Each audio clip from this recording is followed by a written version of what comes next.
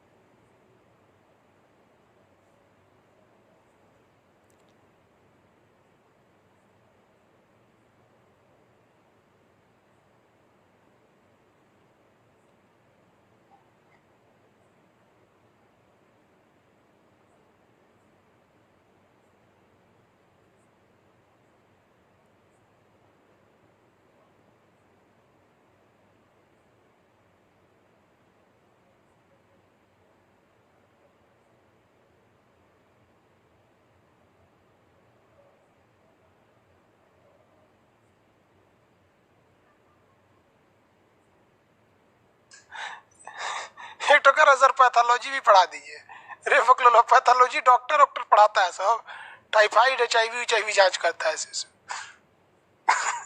Dispensary खोलेगा तुम।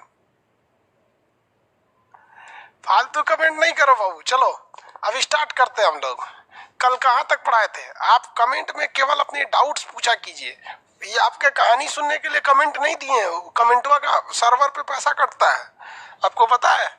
जो आप कमेंट करते हैं वो जिस तरह से किसी को व्हाट्सएप पे कैसे मैसेज करते हैं, तो आपका डाटा खत्म होता है ना, वैसे सर्वर पे कंजम्पशन होता है। फालतू कमेंट नहीं किया कीजिए, एक तो पढ़ने का मन नहीं करता है, आप पढ़ाई से रिलेटेड कमेंट कीजिए। कल बताए थे कहाँ तक हम, पता नहीं कहाँ बताए थे, नदियों के बारे में बता रहे थे, युवावस्था प्रौढ़ावस्था। चलिए तो थोड़ा सा आंसर दीजिए, ये क्या चीज है? ये क्या है? नदियां इसे क्या बनाई है? नदियां इसको क्या बना दी है? फटाफट आंसर चाहिए।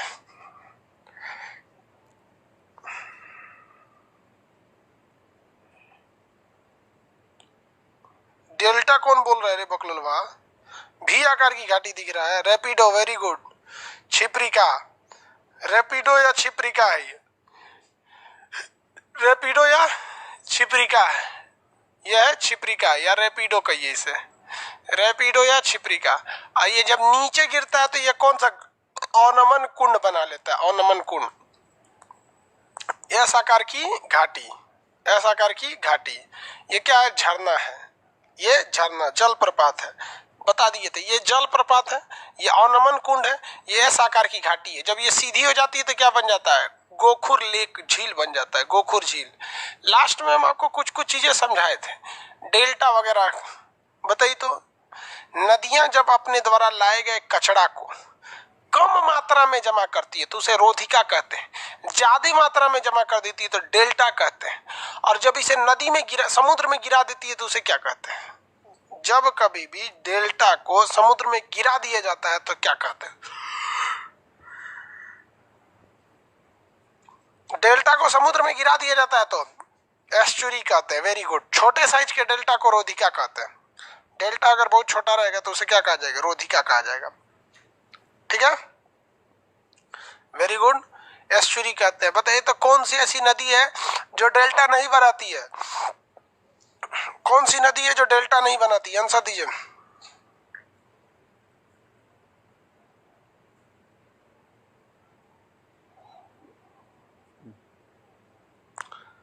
कौन सी नदी है जो डेल्टा नहीं बनाती है?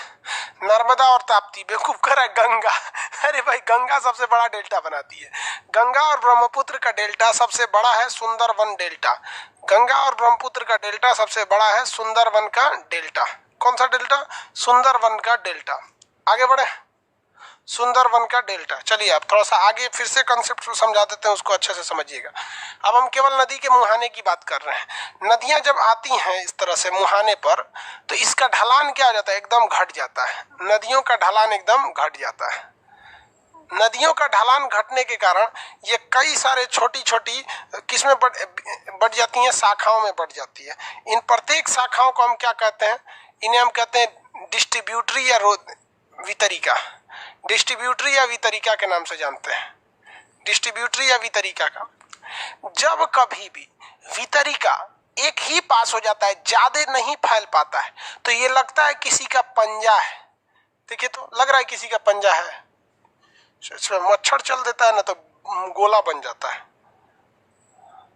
देखिए तो ये किसी पक्षी का पंजा लग रहा है कि नहीं लग रहा है? लग रहा है कोई मुर्गी उर्गी का पंजा है।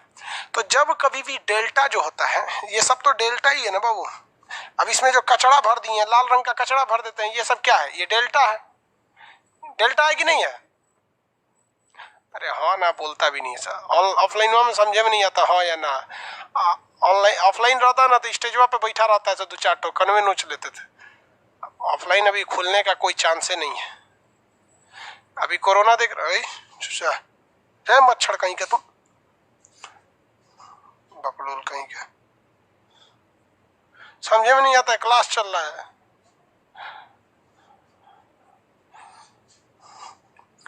देखिए ऐसा डेल्टा जो होता है, अब देखिए अब आपको लग रहा होगा कि लग रहा है बत्तख उत्तख का पैर है। लग रहा है बत्तख का पैर है, लग रहा है। तो जो ब्लू कलर वाला एरिया हो तो पानी निकल गया वहां से। ब्लू कलर वाले एरिया में से क्या निकल गया? पानी। ये छोटी छोटी वितरिकाओं से क्या निकल गया है? पानी निकल गया। यहाँ से भी छोटी वितरिका से क्या निकल गया है? पानी। और ये सब क्या बना लिया है? डेल्टा बना लिया है। तो ऐसा डेल्टा जो लगता है पक्षी के पैर का जैसे है, उसे हम लोग कहते हैं पक्षीपाद डेल्टा। कौन सा? पक्षीपाद डेल्टा। संस्कृत में या हिंदी में पैर को क्या कहा जाता है? पाद कहा जाता है। तो पक्षीपाद डेल्टा कहा जाता है। तो ये कैसा डेल्टा है? पक्षीपाद डेल्टा। कौन सी नदी बनाती है? तो अमेरिका की मिसिसिपी नदी। अमेरिका की मिसिसिपी नदी का जो डेल्टा है वो पक्षीपात डेल्टा है। कैसा है? पक्षीपात। जबकि अगर आप गंगा और ब्रह्मपुत्र का डेल्टा देखेंगे तो गंगा ब्रह्मपुत्र का डिजाइन ही अलग है। गंगा इस तरह से आएगी, इस शेप में गंगा, और इधर चली जाएगी और एक इधर चली जाएगी, और इसके बीच में जो डेल्टा बनेगा वो बहुत बड़ा साइज का डेल्टा बनेगा। तो गंगा और ब्रह्मपुत्र का जो डेल्टा बनता है, सुंदरबन का डेल्टा, वो बहुत बड़ा साइज का है, लेकिन वो पक्षीपात साइज का नहीं है। तो ये है सुंदरबन का डेल्टा। सबसे बड़ा डेल्टा बताइए तो सुंदरबन का डेल्टा है, ये बड़ा है। जबकि पक्षीपात डेल्टा का एरिया बड़ा होता है, डेल्टा छोटा छोटा होता है। देखिए रेड कलर वाला डेल्टा छोटा छोटा है, बट एरिया बहुत बड़ा होता है। तो सबसे बड़ा डेल्टा गंगा ब्रह्मपुत्र द्वारा बनाया गया सुंदरबन का डेल्टा पंजाब पश्चिम बंगाल में, और बांग्लादेश में भी इसका हिस्सा है। और पक्षीपात डेल्टा जो बनाती है वो मिसिसिपी नदी बनाती है। कहाँ बनाती है? अमेरिका में बनाती है। मिसिसिपी नदी अमेरिका में बनाती है। आगे बढ़े। पक्षी का पैर, अरे मच्छर उच्छर आ जाते हैं सब यहाँ पे, वाह तो भगाए कैसे? हम लोग हिंदी मीडियम वाले हैं, हम लोग मच्छरदानी लगा के सो जाते हैं, और सीबीएसई वाला एगो स्प्रे रख ले रहता है, तो छिड़क देता है तो मच्छर भाग जाता है। चलिए वो स्प्रे वह खत्म हो गया है। ये तो समझ में आ गया आप लोग को डेल्टा का निर्माण। अगर बताइए हम आपको एक क्वेश्चन देते हैं, इसको बताइए तो हम समझते हैं। ये एक पहाड़ है, ये एक पहाड़ है, पर्वत। आप बताएंगे ये नदी डेल्टा बनाएगी या एस्चुरी बनाएगी या दोनों बनाएगी? आंसर डेल्टा, एस्चुरी या दोनों, क्या बनाएगी?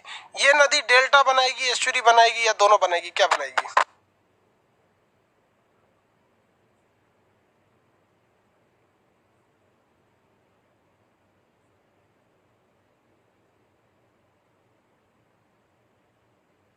क्या बनाएगी भाई?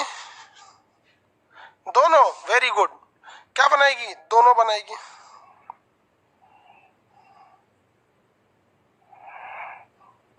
चलिए, और अगर दोनों ओर पहाड़ हो गया तब, अगर पर्वत दोनों ओर हो गया, यहां भी हो गया पर्वत, तब अब बताइए तो, अगर दोनों ओर पर्वत हो गया तब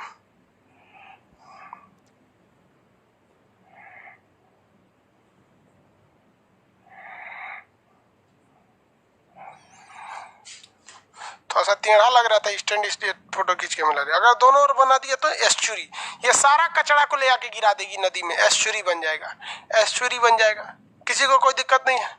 नर्मदा और ताप्ती के दोनों ओर पहाड़ है, इसलिए वो सीधे एस्चुरी बना देती है। और गंगा नदी के किसी और पहाड़े नहीं है, गंगा नदी के किधरों पहाड़े नहीं है, तो ये सीधे डेल्टा बना देती है। और गोदावरी की एक और पहाड़ है, एक और नदी है, तो एस्चुरी बनाती है। सबसे बड़ा डेल्टा गंगा और ब्रह्मपुत्र का सुंदरबन डेल्टा। उसी तरह से सबसे बड़ा एस्चुरी किसका है? सबसे बड़ा एस्चुरी कौन बनाती है? सबसे बड़ा एस्चुरी बनाने वाली नदी, सबसे बड़ा एस्चुरी बनाने वाली नदी, एस्चुरी को हिंदी में ज्वार नद कहते हैं। गोदावरी कौन बनाती है? गोदावरी नदी। कौन सी नदी? गोदावरी नदी। बताइए तो बबुआ।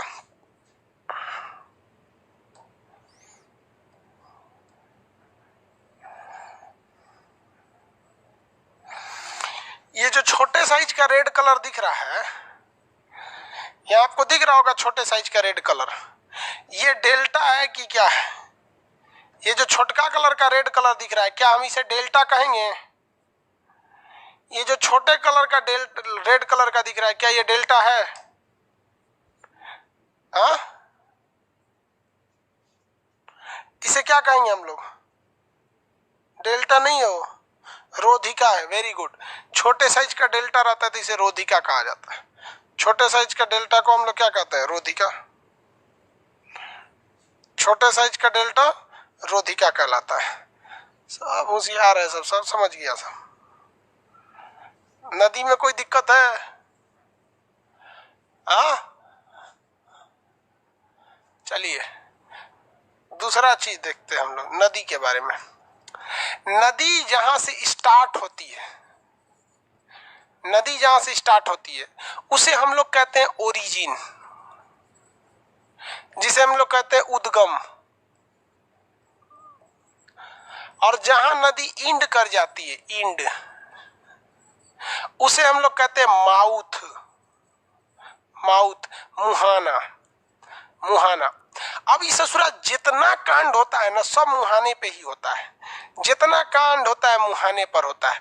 चाहे वो डेल्टा बनेगा, मुहाना पे ही बनेगा। छोटा साइज का डेल्टा बना तो क्या हो गया? रोधिका हो गया, रोधिका। बड़ा हो गया तो डेल्टा, उलट दिया ले जाके तो एस्चुरी।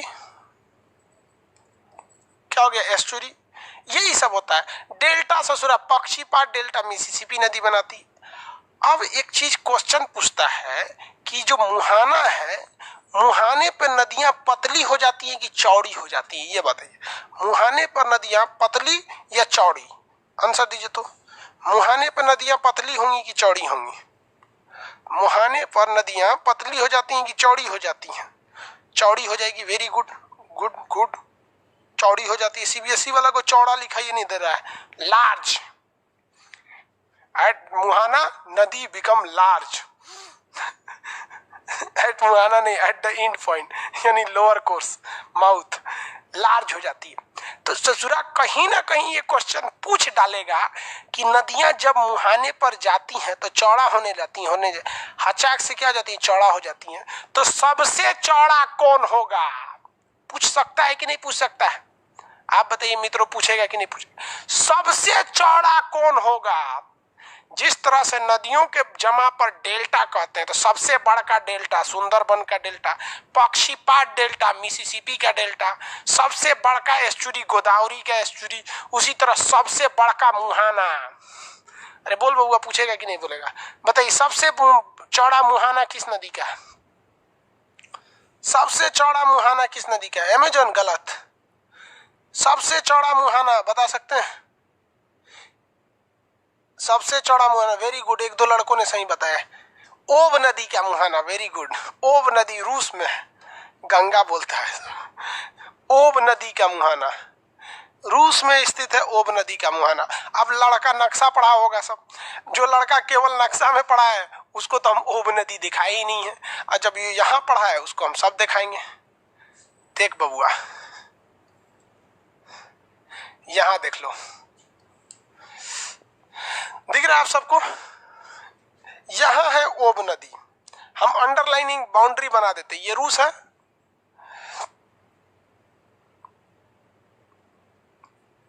ये है रूस, ये इसकी बाउंड्री है। यहां पर जा रही है ओब नदी, आपको दिखेगा ये है ओब नदी, ये ओब नदी गई है, और ये देखिए इतना चौड़ा इसका मुहाना है, ये ओब नदी का मुहाना इतना चौड़ा है। तो सबसे चौड़ा मुहाना किसका है? ओब नदी का, जबकि गंगा नदी देखिए ना, इसका मुहाना ही नहीं दिखता है। जबकि सबसे चौड़ा मुहाना ओब नदी का मुहाना इतना चौड़ा है। अगर कोई चीज नक्शा में इतना चौड़ा दिख रहा है तो रियलिटी में वो बहुत बड़ा होता है। तो सबसे चौड़ा मुहाना ओब नदी का मुहाना। अब देखिए यूपीएससी में एक बार क्वेश्चन पूछा था कि दुनिया में सबसे बड़ा मुहाना बनाने वाली नदी ओब नदी है जो रूस में बहती है, यह किस दिशा में बहती है? तो भैया ये दिशा में बहती है दक्षिण दिशा से उत्तर दिशा में, नॉर्थ डायरेक्शन में बहती है। देख लो बबुआ किस डायरेक्शन में बह रही है, नॉर्थ डायरेक्शन में बह रही है। किसी को कोई दिक्कत है? इसलिए कहते हैं नक्शा भी क्लास कीजिए वो भी जरूरी है, और थ्योरी भी कीजिए वो भी जरूरी है। जिन्होंने खाली थ्योरी कर लिया नक्शा नहीं कर रहा वो दिक्कत है, अब दोनों में एडमिशन बंद है। आगे समझे? हाँ, साउथ टू नॉर्थ मतलब जिधर जा रहा होता है बस उधरे ध्यान दिया जाता है। ओब नदी का मुहाना उत्तर में। आगे बढ़े। अब सवाल एक आता है, देखिए ध्यान से, कि ससुरा नदी सब जाके कहाँ गिरती हैं? सब A to Z नदियां समुद्र में जाके गिर जाती हैं, कहीं ना कहीं से समुद्र में गिरती हैं। और अगर समुद्र में नहीं गिर पाती हैं तो वो किसी सहायक नदी में जाके मिल जाए। जैसे यमुना समुद्र में नहीं जाती है तो गंगा में पानी डाल देती है इलाहाबाद में, और गंगा ले जाके उलाट देती है। तो हमको सवाल एक बात नहीं समझ में आया कि दुनिया की जितनी भी बड़ी बड़ी नदियां हो गई, चाहे यहाँ की लॉरेंस नदी हो जाएगी, हडसन नदी हो जाएगी, कोलोराडो नदी हो गई, मिसिसिपी, मिसौरी या फिर टेनेसी नदी हो गई, यहाँ से अमेजोन नदी हो गया, नील नदी हो गया, नाइजर हो गया, ये लिम्पोपो, जितनी नदियां हैं ससुराल A to Z दुनिया की नदियां कहीं ना कहीं से आके सब समुद्र में गिर रही होती हैं, चाहे वो अरब सागर में गिरे। आपने कभी गौर किया ये नदियों का पानी खारा नहीं होता है, लेकिन समुद्र का पानी नमक जैसा होता है, खारा होता है। पी लेंगे तो सबसे तबीयत खराब हो जाएगा। समुद्र का पानी नहीं पीता आदमी कोई, ये पानी समुद्र का पूरा खारा होता है, समुद्र का पानी। तो बताइए सचुरा नदी का पानी मीठा यानी पी सकते हैं, समुद्र का पानी खारा, ऐसा क्यों? समुद्र का पानी खारा क्यों? इसका पीडीएफ कब मिलेगा? सैटरडे को।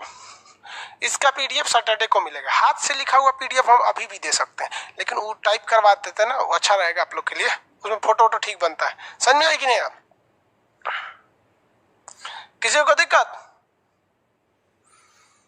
देखो बाबुआ इसके दिख रहे हैं कि नहीं दिख रहे हैं जी? हम नदी उदी दिख रहा होगा, छोटा छोटा नदी है, देखिए ऐसा क्यों होता है?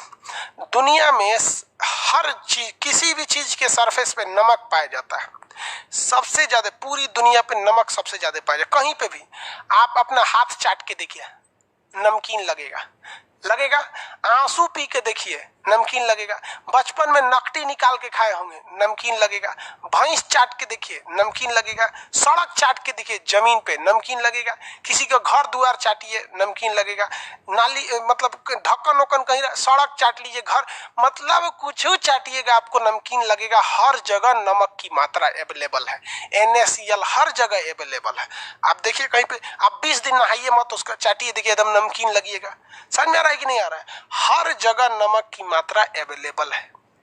जब कभी भी बारिश होता है, बात समझो ध्यान से, जब कभी भी बारिश होता है तो ये बारिश इतना ज्यादा होता है कि पूरी जमीन को भीगा देता है। ऐसा थोड़ी होता है कि बारिश होगा तो आपका घर नहीं भीगेगा, आपके घर पे बारिश होगा, पूरा नमक को वो बारिश क्या करेगा, अपने साथ पोंछ के लेके चल जाएगा, सड़क पोंछ देगा, भैंस गाय गोरू जितना चीज है, सड़क दीवार मिट्टी सब खेत उत को बारिश पोंछ देगा।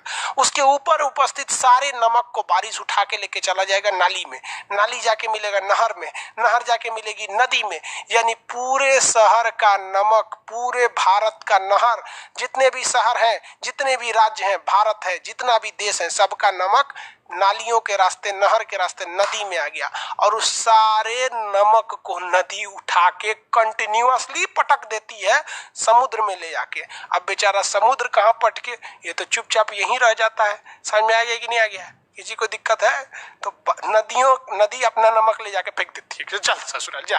इसलिए नदी में नमक कम रहता है, क्योंकि नदी का नमक केवल अपने भर का रहता है, और समुद्र में तो पूरी दुनिया का नमक है, वहां पे फेंक देती है। तो समुद्र का जल क्या हो जाता है, खारा हो जाता है। अब वो नमक पता नहीं किसके पसीना से बना है कि किसके पोंटा से बना है, कोई नहीं जानता है। तो समुद्र का जल खारा हो जाता है। ये क्वेश्चन पूछा हुआ है कि समुद्र के खारेपन का मुख्य कारण क्या है, तो नदियों द्वारा ले आए गए सिल्ट या अवसाद या कचरा के द्वारा निक्षेपण, कचरा को क्या कर देती है, निक्षेपण कर देती है। समझ में आ रहा है कि नहीं आ रहा है? किसी को कोई दिक्कत है? समुद्र का पानी खारा क्यों होता है? किसी को दिक्कत नहीं?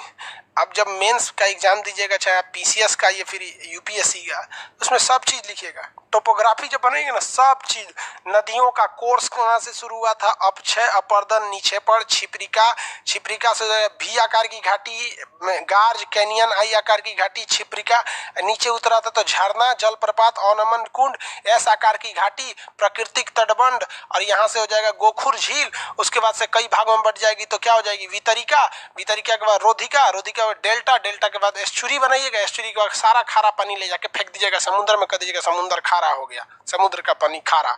और उसी को नमक छान के बना दीजिए पतंजलि नमक, शुद्ध समुद्र का नमक, जो चीज लिख दीजिए उस पर, किसी को कोई दिक्कत नहीं है। ये हो गया आपका नदी द्वारा निर्मित स्थलाकृति। सबसे ज्यादा डेल्टा, बड़ा डेल्टा, छोटा डेल्टा, पक्षीपात डेल्टा, मुहाना वगैरह सब खत्म हो गया नदी से रिलेटेड।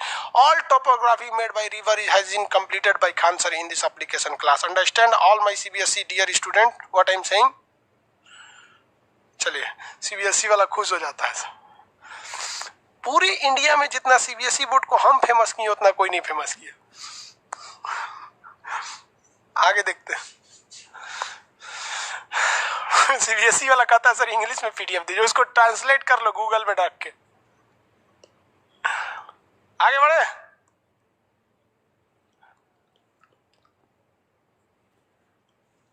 सर बायोलॉजी का एडमिशन ले लीजिए, चुप शांति से बैठल रहो। सब पढ़िए लेगा, सब तो बेरोजगार कौन रहेगा। अब हम लोग पढ़ लेते हैं कि समुद्र में जल भी तो शांत बैठा नहीं है, समुद्र का भी जल हिचकोले मार रहा है, इसे लहरें मार रही हैं। और जब लहरें चलेंगी समुद्र की लहरें, तो ये समुद्र की लहरें चलती क्यों हैं? क्योंकि पृथ्वी भी क्या कर रहा है, घूम रहा है। पृथ्वी क्या कर रही है, घूम रही है। पृथ्वी के घूमने से एक झटका लगता है, जिस झटका को हम कोरियोलिस बल कहते हैं। तो समुद्री लहरें 3 वजह से घूमती हैं। एक कोरियोलिस बल, पृथ्वी का घूर्णन, और अगर पृथ्वी घूमना बंद भी कर दे या समुद्री लहरें न भी चले, कोरियोलिस बल न भी लगे, तो हवाएं जब ऊपर से चलेंगी तो समुद्र को ले जाएंगे। तो समुद्र के द्वारा भी कुछ न कुछ टोपोग्राफी या स्थलाकृति का निर्माण होगा। लेकिन यह स्थलाकृति बीच समुद्र में होगा ही नहीं, क्योंकि बीच समुद्र में तो समुद्र में केवल जल होता है। जब भी स्थलाकृति का निर्माण होगा तो समुद्र के किनारे ही होगा। किसके किनारे होगा? समुद्र के किनारे। आगे बढ़े।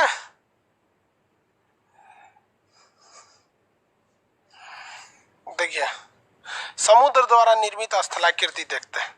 किसके द्वारा? समुद्र द्वारा निर्मित स्थलाकृति। देखिए, मान लीजिए ये हमारी भूमि है। ये क्या है? भूमि है, जमीन है।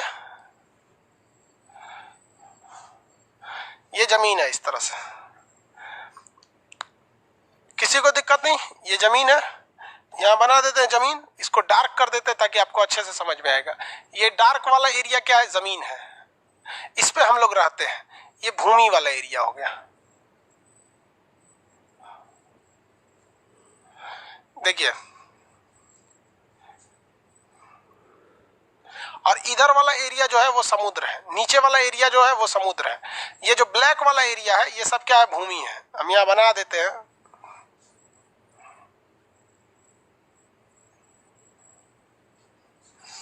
चलिए आप समझ में आ रहा है।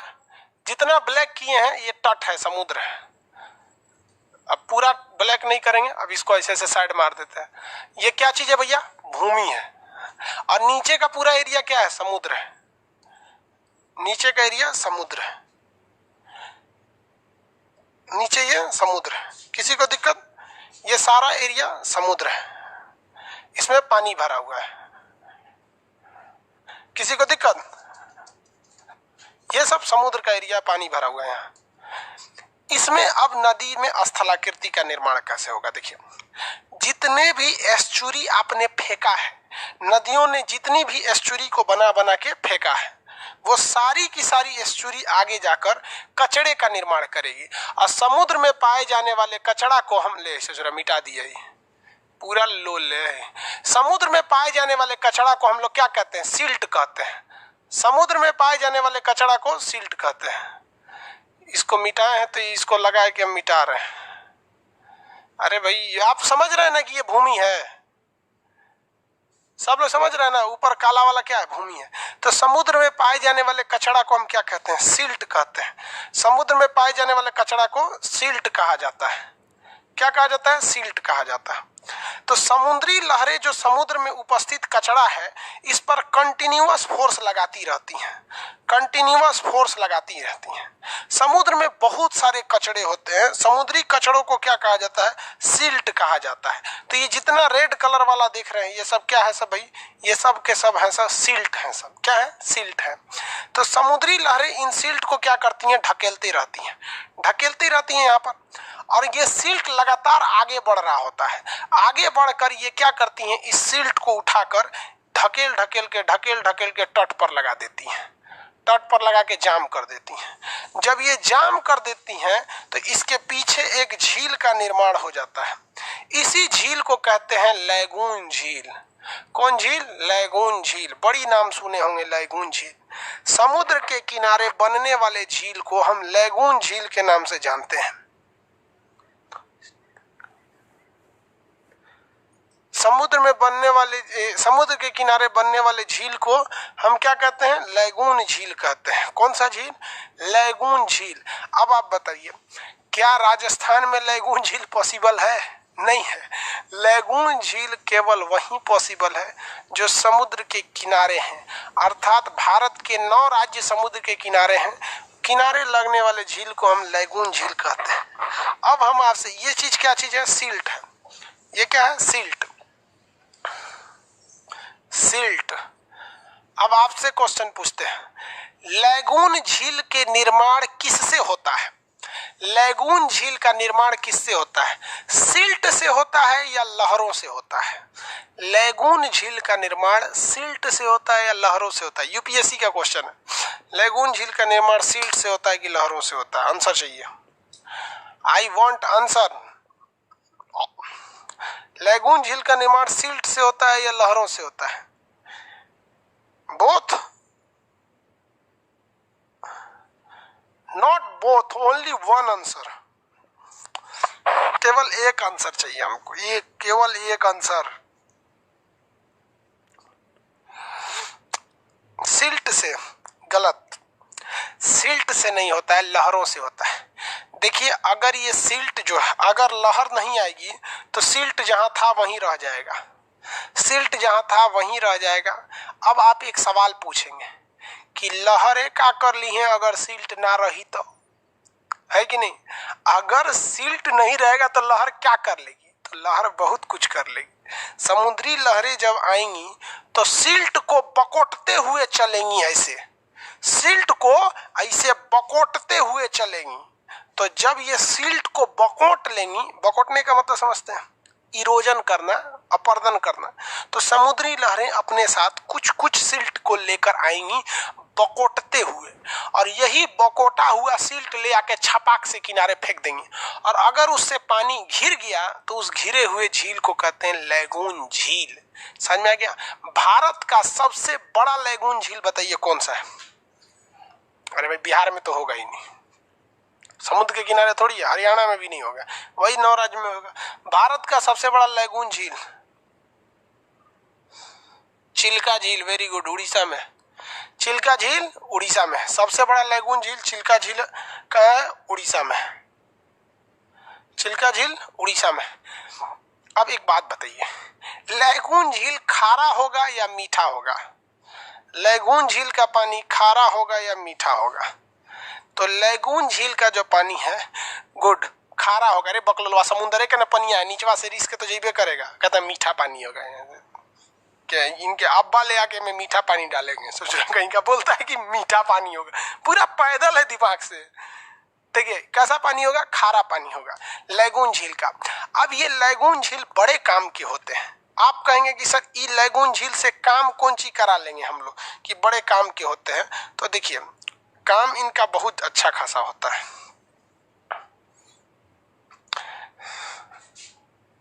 लैगून झील से क्या काम होता है? एक चीज अगर आप देखिए कि हम यहाँ एक बंदरगाह बनाते हैं, बंदरगाह समझते हैं लोग, सी पोर्ट, हम यहाँ एक सी पोर्ट बना देते हैं, ये है सी पोर्ट। ये एरिया पे हम क्या बना दिए हैं? सी पोर्ट बना दिए हैं। अब ये सी पोर्ट ठीक है तब तक जब तक कि कोई सुनामी वगैरह नहीं आया है। ये व्हाइट वाला जो सी पोर्ट बनाए हैं तब तक ठीक है जब तक कोई सुनामी वगैरह नहीं आया है। लेकिन बाय द वे तूफान या सुनामी आएगा ना तो धड़ाम से मारेगा, सी पोर्ट उधिया जाएगा। सी पोर्ट क्या हो जाएगा? उधिया जाएगा। तो सी पोर्ट उधिया जाएगा, सामने अगर रख देंगे तो उधिया जाएगा। सीबीएसई वाला समझता है उधिया जाने का मतलब कुंजी बोला जाता है, उधिया जाने को destroy, completely destroy suddenly by air is known as उधिया जाना। तो ये सी पोर्ट क्या हो जाएगा? उधिया जाएगा, कंप्लीट डिस्ट्रॉय हो जाएगा। तो ये सी पोर्ट को हम सेफ नहीं मानते हैं, सुरक्षित नहीं मानते हैं, इसलिए हम लोग लैगून झील का सहारा लेते हैं। हम लोग किसका सहारा लेते हैं? लैगून झील का सहारा लेते हैं। हम लोग क्या करते हैं? बंदरगाह को इस लैगून के अंदर बना देते हैं, यहां बना देते हैं।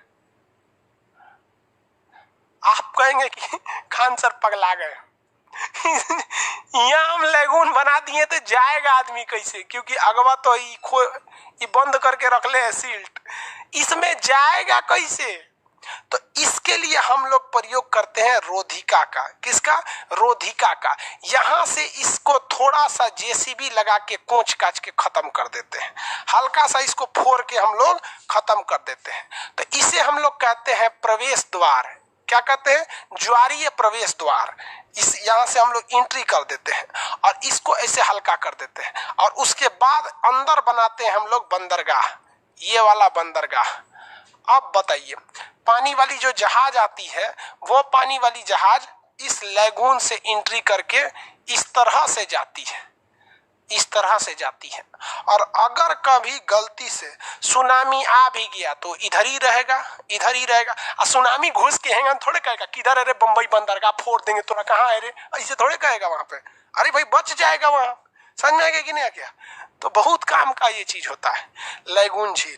किसी को कोई दिक्कत है लैगून झील में? समझ में आ रहा है कि नहीं आ रहा है? लैगून झील का निर्माण में सबसे महत्वपूर्ण भूमिका लहरें निभाती हैं। सिल्ट भी जरूरी है बट प्राइमरी नहीं है, वो क्या है जरूरी है। जैसे क्लास लेने के लिए कैमरा जरूरी है कि खान सर? भैया जरूरी तो दोनों है। खान सर रहेंगे कैमरा नहीं रहेगा तो ऑफलाइन पढ़ा देंगे, मोबाइल से क्लास लगा देंगे। समझे? अरे यार समझा करो लोग। हिंदी मीडियम वाला भी सोचता है सब ना कि खान सर सीबीएसई वर्ड वालों को ज्यादा मानते हैं, तो वो भी इंग्लिश में रिप्लाई करता है। एगो लिखा है, हम पूछे समझे तो कह रहा है यो सर। देखो ये हिंदी मीडियम वाला है, ये खुद को सीबीएसई वाला बनना चाह रहा है। देख रहा है सर ज्यादा मानते हैं उन सबको, यो सर, यो सर। अपने रहो ना, सियार हो तो सियारे रहो, कौआ कभी मोर नहीं हो सकता है, कौआ हो तो कौए रहो। चलिए यहाँ तक समझ में आ गया समुद्री लहरें। समुद्री लहरें और भी बहुत सारे कांड को करती हैं। मजा आ रहा है बबुआ पढ़ने में? लैगून झील वगैरह।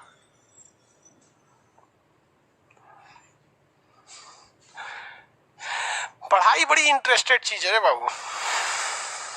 समुद्री लहरें और चीज का निर्माण करती हैं। समुद्री लहरें जो होती हैं, अगर समुद्र के तट पर कोई पहाड़ खड़ा है, सपोज कीजिए यहाँ कोई पहाड़ खड़ा है इस तरह से, तो ये लहरें क्या करेंगी, इस पहाड़ को काट देती हैं। इस पहाड़ को क्या करती हैं, काट देती हैं, और इसके अंदर जो है गुफा बना देती हैं। क्या करती हैं, काट के इसके अंदर गुफा बना देती हैं। इस शेप में क्या करती हैं, गुफा बना देती हैं। तो इससे फायदा क्या होता है कि काट काट के नदियां इसके अंदर क्या करती थी, गुफा बना देती हैं। तो इस शेप में बन जाता है आपका लहर। ऊपर ऊपर वाली जमीन को बना देते हैं अच्छा से। काला करना भाई, ये देखिए, ये जो भूमि थी इसमें से क्या कर दी नदियों ने, ये समुद्री लहर ने काट दिया और इसमें क्या बना दिया, गुफा बना दिया। अब आप बताइए ये गुफा का काम क्या है, गुफा कैसे क्या कर सकते हैं, इस गुफा में क्या कर सकते हैं बोलिए, कुछ कर सकते हैं? इस गुफा का काम जासूसी के लिए आदमी कर देता है। हमारी जो नौसेना जो होती है, नौसेना, तो नौसेना की जहाजों पर हमेशा दुश्मन जो देश होते हैं वो नजर रखे रहते हैं। नौसेना के जहाजों पर दुश्मन के देश नजर रखे रहते हैं। तो इसके ऊपर क्या करता है आदमी, कटरैन छा देता है इस तरह से। कटरैन समझते हैं, करकट, कटरैनो नहीं समझता है, तो करकट, एस्बेस्टस छा दिया जाता है। और नौसेना की जितनी भी पनडुब्बियां हैं जो पानी के अंदर रहती हैं, वो डीजल भरने के लिए बाहर आएंगी। अब मान लीजिए यहाँ डीजल भरने के लिए आ गई, तो चाइना सैटेलाइट से देख लेगा भैया भारत के पास 16 गो पनडुब्बी है, 10 गो डीजल भर रही है, यानी 6 गो समुद्र में है, अब हमला कर दो। इससे अच्छा कि ऐसे कटरैन छा दीजिए, अब पनडुब्बी को अंदर ले दीजिए, पनडुब्बी को क्या कर दीजिए, अंदर लेके चले जाइए, यहाँ पर आप आराम से क्या रहेंगे, सुरक्षित रहेंगे। समझ में आएगा कि नहीं? उसके ऊपर से भी कटरैन छाने की जरूरत भी नहीं है, क्योंकि नदियां जो होती हैं पहाड़ को बस नीचे से काटती हैं, ऊपर से पहाड़ रहता ही है। वो तो नीचे से नहीं से काट दिया, तो पनडुब्बी को नीचे घुसा दीजिए, ऊपर पहाड़ रहेगा। तो ये सेना के अड्डा बनाने के लिए समुद्री गुफाएं बहुत ज्यादा जरूरी होती हैं। समुद्री गुफाएं कौन बनाता है? समुद्री गुफाएं, समुद्री गुफा कौन बनाता है? समुद्री लहरें बनाती हैं। तो समुद्र में जितनी आकृतियां बनती हैं वो सारी आकृति कौन बनाती है? समुद्र की लहरें बनाती हैं। चाहे वो लैगून हो, क्या चीज हो, लैगून हो या फिर गुफा हो। अब देखिए, समुद्र की लहरें कहीं कहीं पर इतना ज्यादा कचरा जमा कर देती है ना, बहुत ज्यादा कचरा जमा कर देती हैं, बालू वगैरह बहुत ज्यादा जमा कर देती हैं, जिस वजह से वहां पानी ज्यादा नहीं पहुंच पाता है। तो समुद्र की लहरें कहीं कहीं बालू जमा कर देती हैं, बहुत ज्यादा मात्रा में बालू जमा कर देती हैं। जिस बालू जमा करने के वजह से वहां का जो जमीन होता है ज्यादा गहरा नहीं होता, उथला हो जाता है, इतने पानी ये रह पाता है, ज्यादा गहरा नहीं हो पाता है। तो बड़ी और खतरनाक मछलियां वहां नहीं जा पाती हैं। तो जिसको हम लोग पुलीन कहते हैं, क्या कहते हैं? पुलीन, क्या कहेंगे? पुलीन कहेंगे। इंग्लिश मीडियम वाला इसे बीच कहता है, बीच, जिसपे मरियाना बीच बहुत फेमस है। यहीं आदमी नहाने जाता है, चल जाइएगा घचाक से हमें तो बहुत गहरा होता है, चल जाएंगे अंदर है, हमें कोनो मछली उछली आके खा जाएगी। तो हमेशा नहाने के लिए हमें कहाँ जाना चाहिए? पुलीन पर, यानी बीच पर जाना चाहिए। समुद्र के किनारा को पुलीन कहते हैं और नदी के किनारा को तट कहते हैं, लेकिन पढ़ने वाले लोग सबको तट कह देते हैं, ऐसा नहीं है, पुलीन कहा जाता है, बीच। जैसे जुहू बीच बहुत फेमस है, बाघा बीच गोवा का फेमस है, जुहू बीच चौपाटी बीच या मुंबई का फेमस है, मरियाना बीच चेन्नई का फेमस है, और अक्षा बीच ये भी मुंबई का है। गाना था ना, तुझे अक्षा बीच घुमा दूंगा चलती क्या, चाचा की चाय पिला दूंगा चलती। काहे नहीं कहता है कि तुझे लैगून झील घुमा दूंगा चलती क्या, जानता है जो हचाक दे मरिए जाएंगे उसमें। समझ में आएगी नहीं? तो बीच पर रहना चाहिए, गोवा वाले बीच। बफरिंग कर रहा है, हाई सोच रहा बफरिंग कैसे कर दिया? बफरिंग नहीं करो भाई, किसका किसका बफरिंग कर रहा है?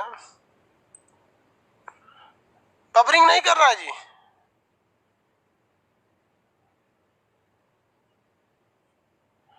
बफरिंग नहीं कर रहा है, ठीक हो गया,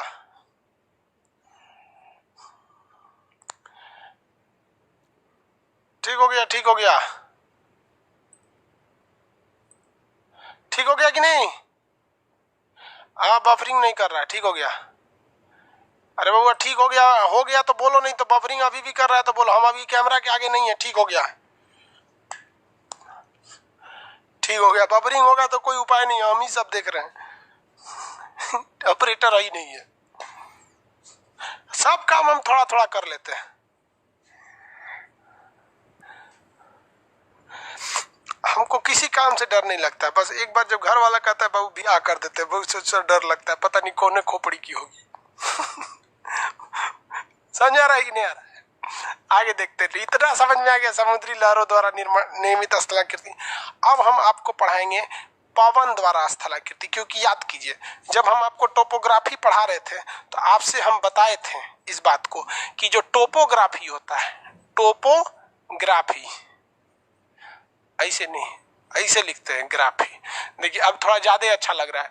ये क्या है? हिंदी और इंग्लिश है स्थलाकृति, टोपोग्राफी। तो इसमें बताए थे कि आपको रिवर टोपोग्राफी बताएंगे, साथ ही साथ आपको समुद्री लहरों द्वारा बताएंगे, समुद्र द्वारा निर्मित स्थलाकृति।